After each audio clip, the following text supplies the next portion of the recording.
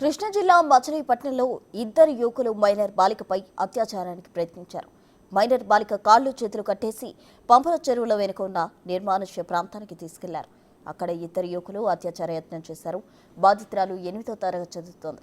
ఇద్దరు యువకుల్లో ఒకరిని పట్టుకుని బాలిక బంధువులు దేశశుద్ధి చేశారు. బాధిత కుటుంబం ఫిర్యాదు మేరకు కేసు నమోదు చేసిన పోలీసులు ఇద్దరిని అదుపులోకి తీసుకుని దర్యాప్తు చేస్తున్నారు. అత్యాచారానికి ప్రయత్నించిన యువకులకు గంజాయి అలవాటు ఉందని స్థానికులు ఆరోపిస్తున్నారు. ఆ పేరు వెంకన్న బాబు. ఇలా మా మేనగోడల్ని ఇద్దరు వ్యక్తులు బండి మీద తీసుకెళ్లిపోయారు. తీసుకెళ్లిపోయి మాకు ఈలోపు పిల్ల కనబడలేని ఫోన్ చేస్తా ఉండగా మా ఫ్రెండ్స్ అందరం కలిసి ఎతుకుతుంటే కొంతమంది మీద అనుమానం వచ్చి ఫోన్లు చేస్తా ఉండగా వాళ్ళకి ఫోన్ చేయగానే పిల్లని తీసుకొస్తుంటే బెదిరించి తీసుకొస్తా ఉండగా పట్టుకుని తీసుకొస్తుండగా పోలీస్ స్టేషన్ తీసుకొచ్చి అప్పచెప్పిన తర్వాత కొంతమంది మీద అనుమానం వచ్చి చెప్పాము. పిల్లని అడిగారా మీరు? అడిగామన్నా. ఇప్పుడు ఏంటి కారణం ఏమనుకుంటున్నారు? ఏం జరిగింది అనుకుంటున్నారు? ఆ పిల్లని పాడు చేసేసారు. పలానా అది గుడిపేటకు సంబంధించిన వాళ్ళు, కాసానిగూడెం అక్కడ వాళ్ళే. ఆ పిల్ల కూడా అదే చెప్తుంది.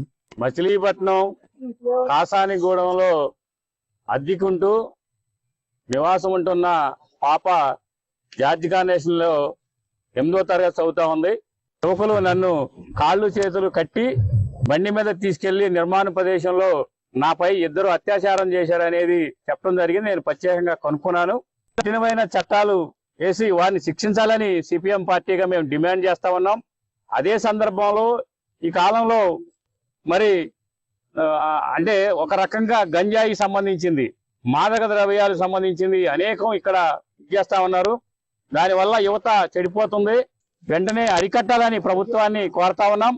అదేవిధంగా ఈ అత్యాచార ఘటనలో ఎవరైతే పాల్గొన్నారో వారిని పోక్సో చట్టం కింద నమోదు చేసి వారిని కఠినంగా శిక్షించాలని సిపిఎం పార్టీగా ప్రభుత్వాన్ని డిమాండ్ చేస్తా ఉన్నాం. మనకున్న ప్రాథమిక సమాచారం ప్రకారం ఒక మైనర్ గర్ల్ రేప్ అని చెప్పేసి తెలిసింది. వాళ్ళు విక్టిమ్కి సంబంధించిన పేరెంట్స్ ఎవరైతే ఉన్నారో వాళ్ళు మనకి రిటర్న్గా రిపోర్ట్ ఇచ్చిన తర్వాత అనంతరం ముద్దాయిలు ఎవరన్నది మీకు త్వరలోనే తెలియపరుస్తుంది. బాలికని మనం అడగకూడదండి. మనకి lady SIs, lady constables, head constables ఉన్నారు, అలాగే ఎంపీఓ ఉన్నారు. వాళ్ళు మాట్లాడతారండి వాళ్ళతో, బాలికతో.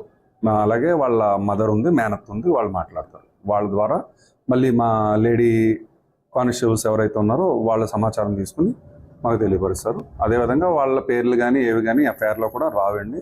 మేము అది సీక్రెట్గానే పంపించడం జరుగుతుంది. ఇది ఈ వివరాలు కూడా, పూర్తి వివరాలు ఏవి కూడా మేము చెప్తే దాన్ని బేస్ చేసుకుని కూడా మీడియాలో చెప్పిన దాన్ని బేస్ చేసుకుని వాళ్ళని ఐడెంటిఫై చేయగలరు. కాబట్టి ఎక్కడ జరిగింది, ఎలా జరిగింది అన్నది కూడా ఆ సమాచారాన్ని అంతా గోప్యంగా ఉంచుతున్నాం. కానీ ముద్దాయిల్ని అదుపులోకి తీసుకుంటాం. త్వరలో తీసుకున్నామండి. ఇద్దరిని అదుపులోకి తీసుకున్నామండి. ఇద్దరు మన దగ్గర ఉన్నారు. ఇంకా పూర్తి సమాచారం